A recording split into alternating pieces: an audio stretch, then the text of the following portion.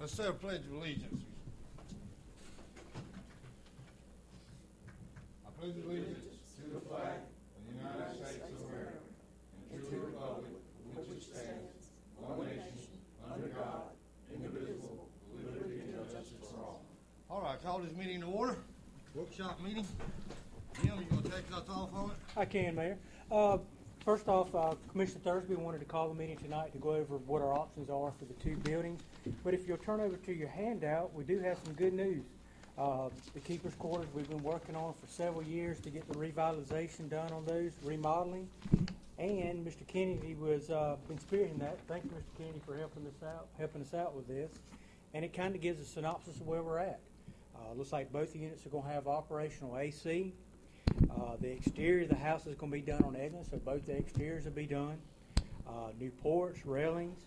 The one thing we don't have money for right now is an ADA ramp for Eglin, which is the one that's closest to the road, if you're not familiar with which one it is. And we were looking to try to do another restroom in Sleeping Beauty upstairs, so we're still going to need to do some renovations there. Light painting. The one big item that was pulled out was the actual painting of the tower, but I think you can go a few more years without doing that. But all in all, you had $125,000 in this grant money. You're coming to a close on that, so that's going to be done.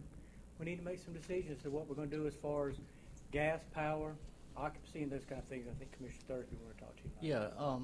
Yeah, I didn't want it just to keep dragging on, so I just wanted to put everybody together tonight to see where it stood and what we might be looking at. Both buildings are about to be completed for the most part.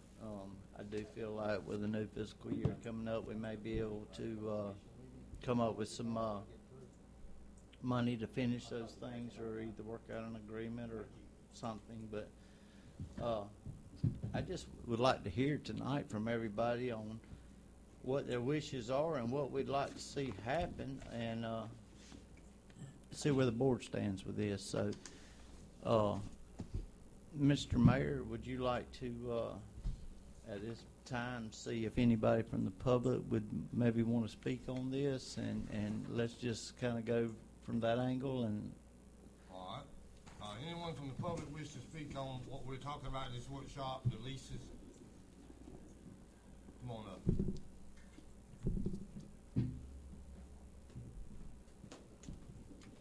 Good evening, gentlemen. I'm Linda Wood. I'm Secretary of the St. Joseph Historical Society and currently am responsible for operations at the gift shop in town.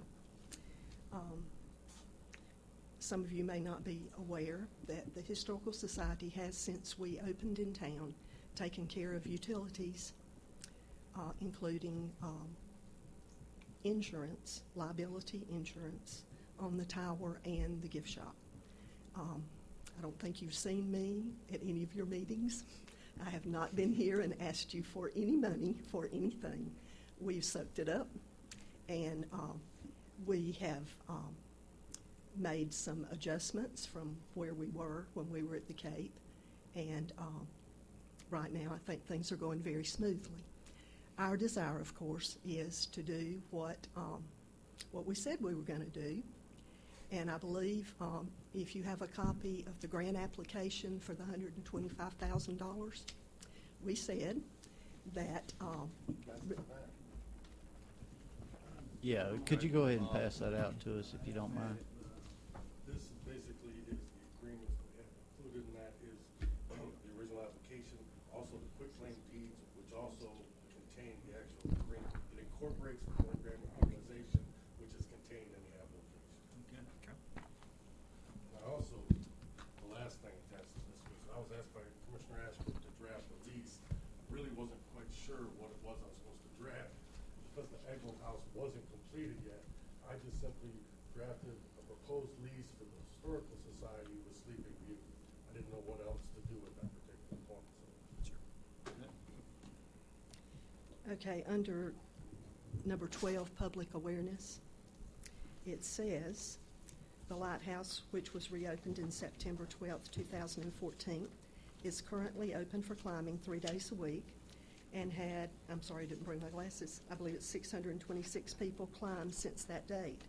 Upon the restoration of the Keeper's Quarters, which is Eglin, a maritime museum, including the Fresnel lens that was previously in the lighthouse, will be open to visitors. The second quarters, which is Sleeping Beauty, will house a gift shop. So that was part of our basis for getting $125,000 to do the renovation. So that's our desire, is to do what was said we would do.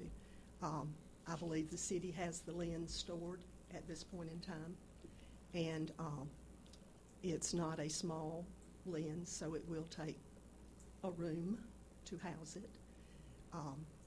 So in your consideration, I would like for you to go by what we said we were going to do with the properties when we filed our applications. And also there is, I believe, in the federal lands to parks part of this.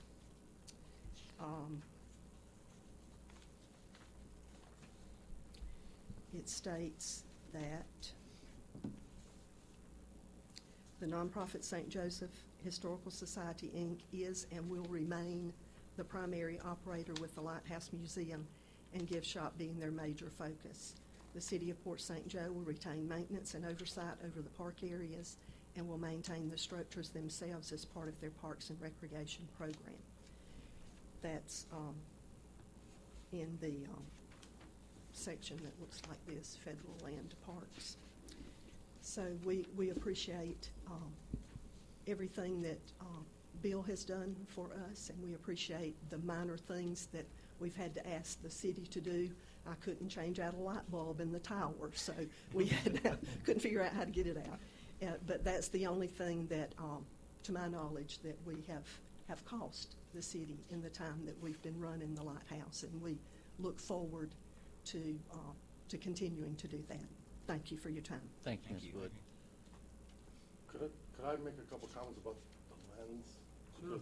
And I'd like to thank Charlotte and these ladies for all the work they did and have done, because I didn't realize how much was involved in this until she pointed me out to all the documents. And since then, I've been going through them with a fine-tooth comb.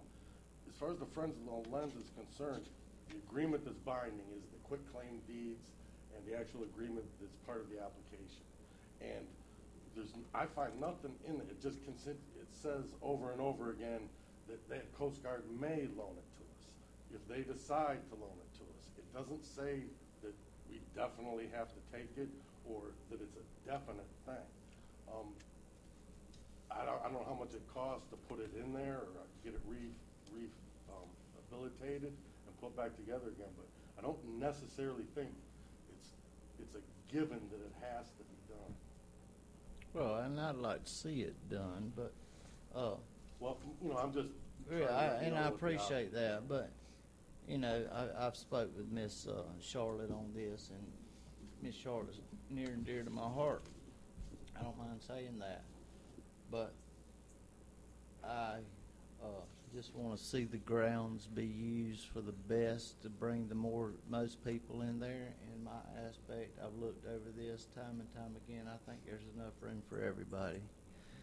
And if the legality issues, I've spoke with you time and time again. I've spoke with Tallahassee about it. I just want to hear from everybody tonight on what their wishes are, and let's come to an agreement. Now, I'm only one person, so. Mr. Mayor, Yes, on ma'am. the lens, following up with what Attorney Cahill has said, the lens currently reside in Port St. Joe. The U.S. Coast Guard left them here for us to display. We cannot put them back in the tower according to the documentation, but they were taken out before it was moved. They are crated and on city property. They left them for the purpose of us to display them rather than take them away from Port St. Joe, because they have been here since 1905. Yeah, I agree with Ms. Charlotte. I was kind of involved on the county side of it when we were going back and forth to where it was going to actually be placed, but the the city fathers at the time accepted the lens, and you've got to do basically what you told them to do. So, and it's basically saying that you've got to display that thing. I agree with it. I mean, it's history. I mean, I'd love to see it there. I think it needs to be there. Yeah. It's got to be there. And I applaud the Historical Society for all you've done through the years, not just since it's been down in town, but man, you guys kept that thing going when it was way out of town and just waves lapping at the edge of it the whole time. So, I mean, right now, the Historical Society has, at their discretion, until we have a permanent lease, they have a choice. It appears to me they have a choice to do what they want to do until we have a permanent lease, according to the way back when 2014.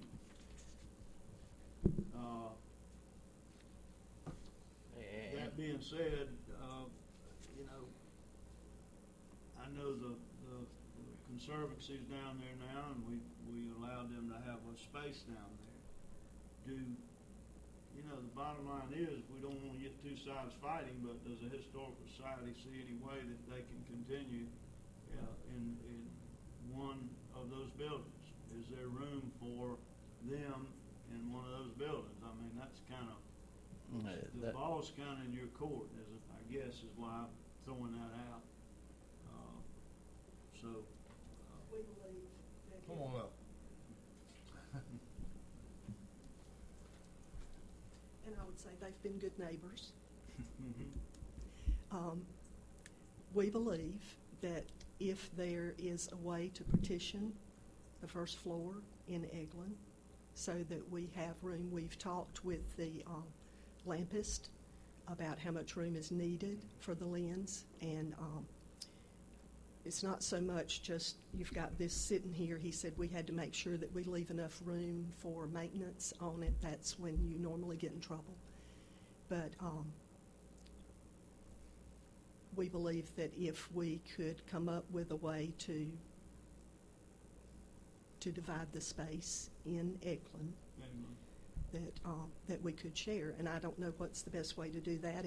If we need to get together and look at the building and see what their needs are in comparison to what our needs are for the lens and the Maritime Museum that we said we were going to put in there. Mm-hmm. But we are certainly willing to work together.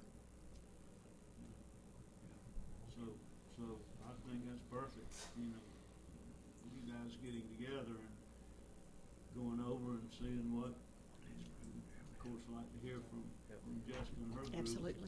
Also, see what possibly their needs are. Absolutely. And after reading all these documents, I'm reading here proposed recreational uses and things that in my master plan in my mind, I'd love to see this as the central place in town where school buses can come from Franklin County and bring their classes down and learn about. And they the did history. that this year. And I love it. And Yeah. I think if we can just keep the purpose of that park tailored towards education and history, it'll only be a bigger tourist attraction and more things for the kids to do. And we actually, just for your information, will be sending out invitations to all the schools in our area before school starts, so they will know where we are, what our rates are, and that we will work with them on whatever days they need to come. I'm even So going to try we to are get some working brim in together. that pond and have some bamboo fishing poles for the kids. That'd be great.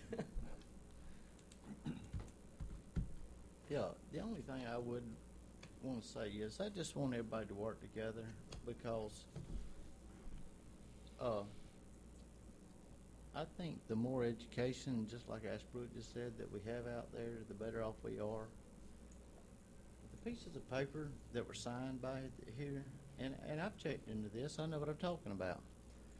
Because Mel Magison signed off on it 4 years ago, it has nothing to do with the new board today.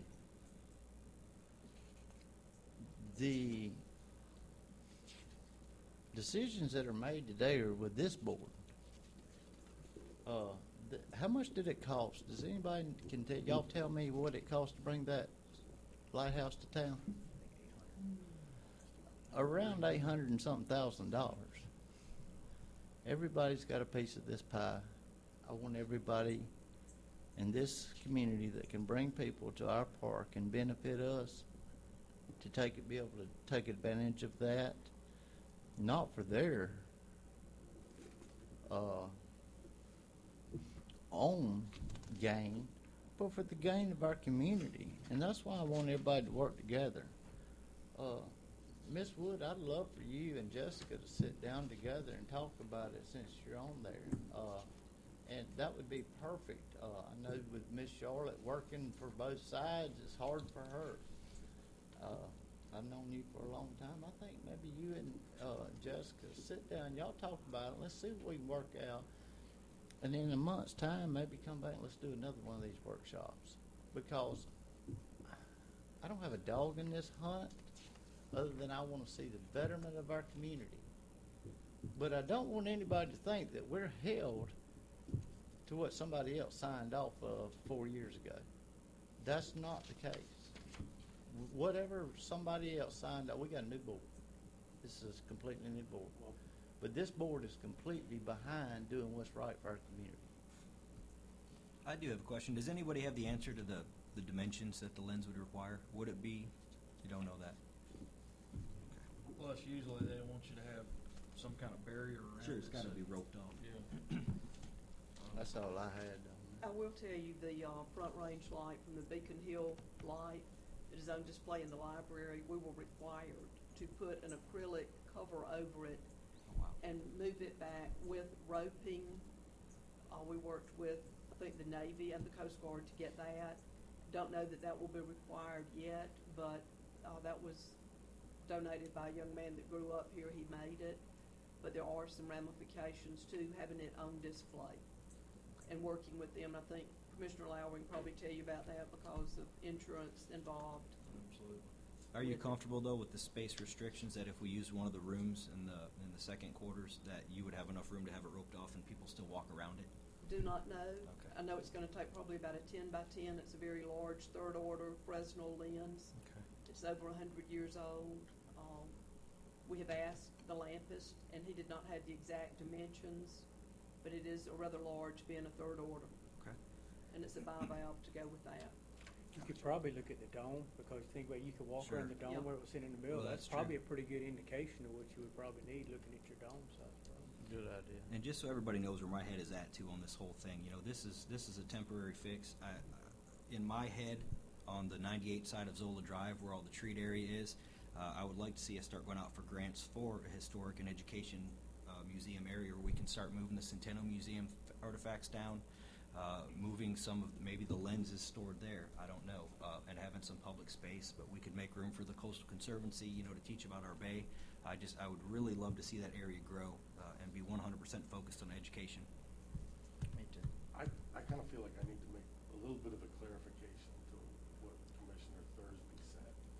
And while this board is allowed to think any way they want and go in particular directions that they want, what the mayor signed is a binding agreement that does bind this board into the future. What you have to follow is the program of utilization, which gives you kind of a wide range of latitude as to what to do, and it follows of certain things like the promotion of tourism, the teaching historical facts about the lighthouse and so forth. Also adds ecotourism and bringing in people to educate them about the bay in our area. But while this board has wide latitude, those are binding agreements. And counsel, that is my exact point being made there. It's not any one thing that was signed off that says it's a wide range that we've got. Correct. There, and that's what I want to keep open. I want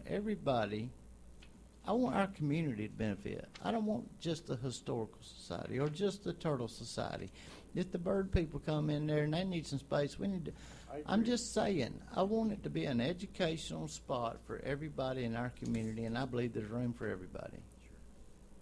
I mean, on page 8, number 3, it says an estuary center including a turtle rescue component as a new facility to potentially be developed, which is what I'm trying to work towards in the Me future. too. Absolutely.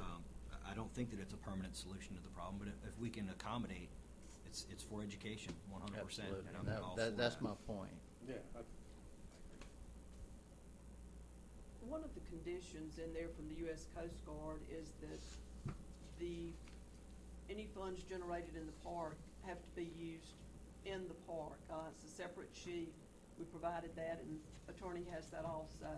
So you need to look at your revenue source and what it can be spent on, and hours go back into the cost to run the museum, everything associated with it. But there is a stipulation from the Coast Guard on that.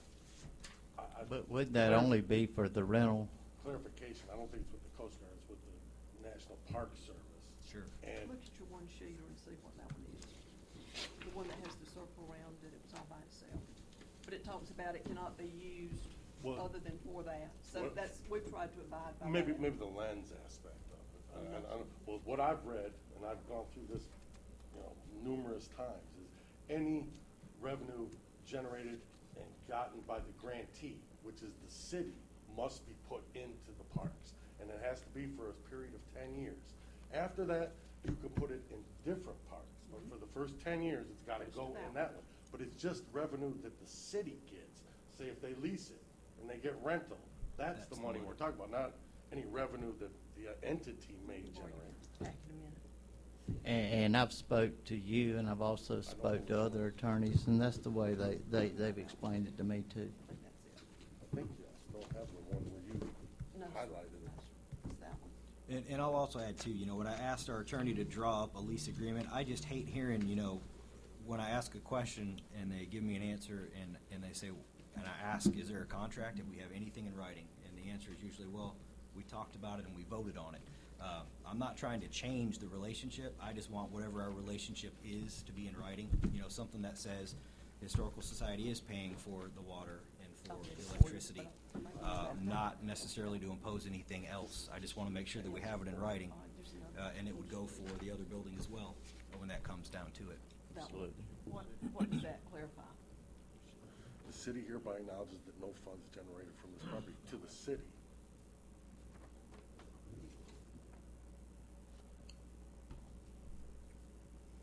Yeah, I'll show you what. That was with, when we got the lens. All right, The lens. Oh, no, Yes, ma'am. I'm sorry. Excuse me, I just had one question. The proposed lease agreement, will that be something that y'all look over and then we can see what's being proposed as far as a lease for us? Ma'am, I'm seeing it for the first Yeah, time today. I haven't and read I it will yet. look over it, but I don't think there's nothing that And couldn't be also, public I knowledge left with pretty that. much everything Blank. Term blank, the amount blank. Yeah, Everything's blank, so you guys are gonna need to negotiate. Fill it out, yeah. Okay, so at some point I will be able to see it. Oh, Sure. absolutely, Yeah, and this I is don't just a think draft. that that's anything that's hidden, Miss Wood. I mean, I I don't think if think you you would want a hide copy that. I just- tonight, you can have one. I mean, really, I want you to. I would The like to have grantee's a the copy, city. yes. No, all money received by the grantee. The grantee is the city. and, That is different, that not true. Jessica, do you have anything to say on this? Yeah, I think I do. Thank you, Come Justin. on up. Jessica Swindle, I'm one of the directors for the That's not Florida bad. Coastal Conservancy. It's a nonprofit organization founded and based in Gulf County. I would like to thank you and thank the Historical Society for giving us our space, our glorified closet at the moment, to give us an address like we discussed over a year ago. And in May, when I give you a presentation about what we've done in that year, I think that we've just absolutely blown it out of the water. And having just read over the program of utilization from the Parks to Lands application, I'm pretty amazed that it just seems to be a perfect marriage. And what we're doing and what we're accomplishing in the park over and over again, bringing families and children and visitors and residents to the area to learn about our ecology of the bay, which is so special and unique, which is outlined in the second paragraph of the program of utilization. And I think that what we're doing there really is a perfect marriage with the cultural side, the historical side of this area. And so I'm formally requesting that we can expand and move into the Eglin House. And I know there's issues with the Fresnel lens. I've already been scheming on how we can do a turtles and lighting display with the lens in the room. I'm very happy. We're really ecstatic about the prospect of possibly expanding, and are very happy to work with you and the Historical Society on making that happen. Because I just really think it's an important component for this community to include the environmental outreach and education, along with the cultural and historical side of that. So. And I have to agree with you, Jessica. I think that it is a good marriage, and I think that I would love to see you and Miss Wood sit down together and y'all sit and see what y'all work out before we come back to our next one. Mm-hmm. Because I'm very impressed with what the Historical Society has done. They've been very grateful and helpful, and I'm very grateful for Yeah. their help. So Yeah. what I'm trying to say, and I'd like y'all to sit down and just see what we can do to all work together. Yeah, Absolutely. we've got 4 to 6 weeks until that building's completed before we can do anything with it anyhow. We've got a little bit of time, and honestly, I would suggest that, when you come back, I think that at a city meeting, you ought to show that demonstration that you put on that presentation. Okay. It was great. It was eye-opening what y'all have accomplished in the last year just by having an address. I'm amazed to see what you might be able to do, with a bigger location. Yeah. So. Yeah.